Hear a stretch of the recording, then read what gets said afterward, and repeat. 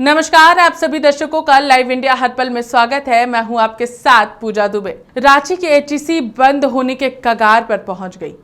Company में काम करने वाले कर्मियों को 18 माह से वेतन नहीं मिला।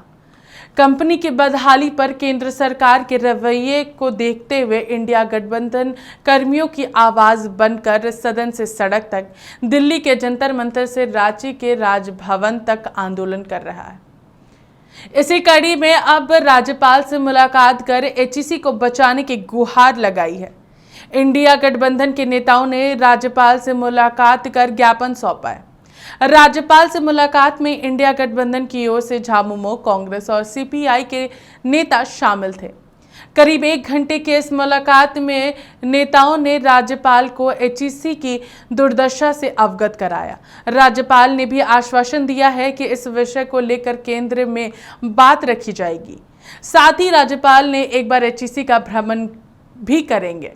मुलाकात के बाद इंडिया गठबंधन के नेताओं ने कहा कि एचईसी को बचाना हमारा दायित्व है। केंद्र सरकार सौतेला व्यवहार कर रही है।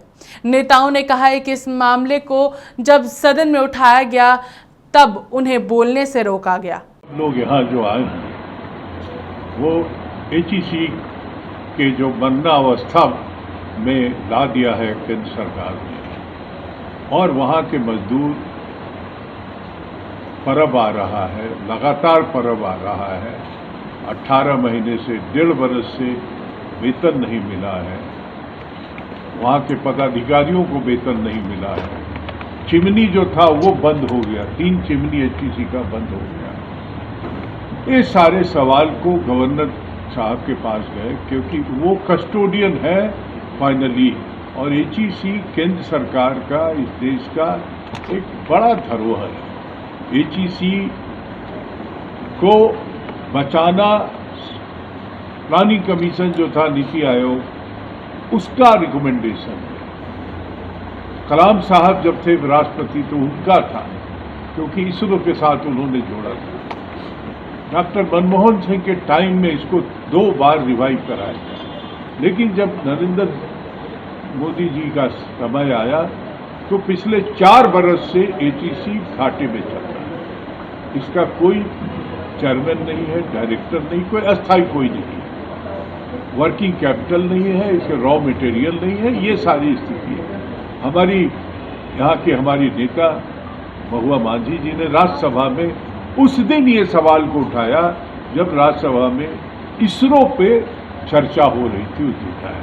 मैं समझता हूँ महुआ जी आपको अपनी बात अच्छी मैं 1 घंटा बात हुई, आपने देखा होगा जो उनके साथ, और बहुत मुद्दे पर, सारे मुद्दे पे बात, सारी परिस्थिति पे बात। एक तो जैसा कि कहा गया कि कुछ और डॉक्यूमेंट सपोर्टिंग दीजिए, जिससे उनको रिकमेंडेशन करने में उन्होंने साफ कहा कि प्राइम मिनिस्टर को हम रिकमेंड करेंगे, ये कहा। दूसरा, उन्होंने एक्सेप्ट किया है कि हम अभी जब हम तमिलनाडु जा रहे हैं, लौट के आते हैं तो एचईसी को विजिट भी करेंगे, जिससे अपने आप से सब चीज देखेंगे।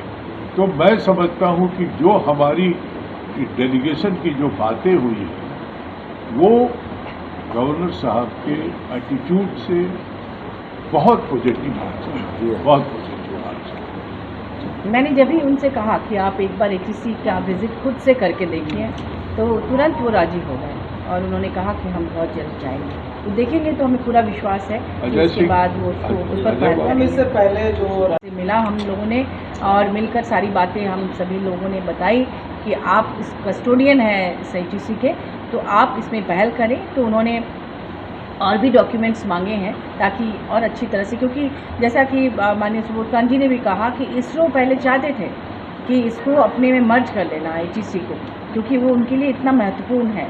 तो ये भी ध्यान देना है कि अभी आदित्य में भी शायद एचईसी का पार्ट्स है।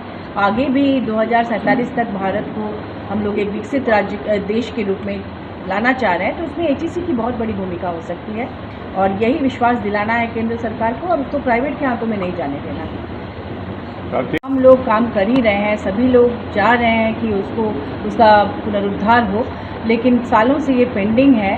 और धीरे धीरे उसकी स्थिति बदतर होती जा रही है। राज्यसभा में मैंने पहले भी HEC मुद्दे को उठाया था, लेकिन उसके बाद भी कोई पहल नहीं की गई सरकार द्वारा। तो मैंने उस दिन इसके बारे में कहने के लिए चुना जिस दिन इसरो की उपलब्धि पर चर्चा हो रही थी, और उस समय मैंने कहा कि इसरो के वैज्ञानिक और इसरो बधाई के पात्र हैं, उनको धन्यवाद दिया, लेकिन साथ ही कहा कि इसरो के लिए चंद्रयान 1, 2, 3 के लिए जो लॉन्चिंग पैड और अन्य उपकरण बने हैं वो HEC से बने हैं, और वो मदर इंडस्ट्री है। 1958 में पंडित नेहरू ने उसकी स्थापना की थी और एशिया का सबसे बड़ा इंडस्ट्री है, और इसके बावजूद उसके साथ इस तरह का सौतेला व्यवहार क्यों हो रहा है। जिस HEC से किसी समय जो मेधावी छात्र छात्राएं निकलती थे वो पूरी दुनिया में कोई साइंटिस्ट है, कोई डॉक्टर है, कोई इंजीनियर है, कोई बड़े अफसर है। अभी जो हालत है तनख्वाह नहीं मिलने की वजह से बच्चों का नाम स्कूल से कट रहा है, वो चाय बेच रहे हैं, अखबार बेच रहे हैं, इडली बेचकर वो ऑफिस जा रहे हैं ताकि उनकी हाजिरी बनी रहे, और उनका सेंटिमेंट जुड़ा हुआ है उससे। और इतना बड़ा इंडस्ट्री क्यों, आखिर केंद्र सरकार प्रतिमा पर, इतने बड़े बड़े स्टैचू पर करोड़ों रुपए खर्च कर रही है। ठीक है, स्टैचू बनाइए, लेकिन एक जीवंत लोगों के द्वारा संचालित इतनी बड़ी इंडस्ट्री में आप इन्वेस्ट नहीं कर सकते हैं। वर्किंग कैपिटल नहीं है वहाँ पर, और क्या आप उसको सिख इंडस्ट्री घोषित करने की तैयारी कर रहे हैं? क्या उसको प्राइवेट के हाथों देना चाहते हैं, जैसा कि वहाँ के आंदोलनकारी साथियों का ये कहना है कि शायद उनकी आशंका है कि जिस तरह से रेलवे और एयरपोर्ट, हवाई जहाज, सब चीज़ प्राइवेट को दिया जा रहा है, प्राइवेट के हाथों, क्या केंद्र सरकार इसको भी तैयारी कर रही है देने के लिए? ये सवाल मैंने उठाया है, और मैंने कहा है, अनुरोध किया है कि सबसे पहले तो वहाँ के ऑफिसर्स, वर्कर्स और जितने भी कर्मी हैं उनको उनका बकाया वेतन दिया जाए, और फिर उसके पुनरुद्धार की व्यवस्था की जाए, क्योंकि HEC के पास ज़मीन है करोड़ों की, जिस पर बड़े बड़े सरकारी प्रतिष्ठान बने हुए हैं, तो आखिर उसकी जर्जर स्थिति क्यों रहेगी? तो इन तमाम मुद्दों को लेकर लोग काम कर रहे हैं। टीम इंडिया इसमें पूरी तरह से लगी हुई है। आज न जाए, क्योंकि राज्यसभा में भी इस मुद्दे को मैंने अच्छे से उठाया है, और इंडिया टीम के तत्वावधान में अभी जंतर मंतर पर भी इन लोगों ने धरना प्रदर्शन किया है। IB भी वहाँ गई थी, और रांची में भी लगातार इस तरह के काम प्रदर्शन हो ही रहे हैं।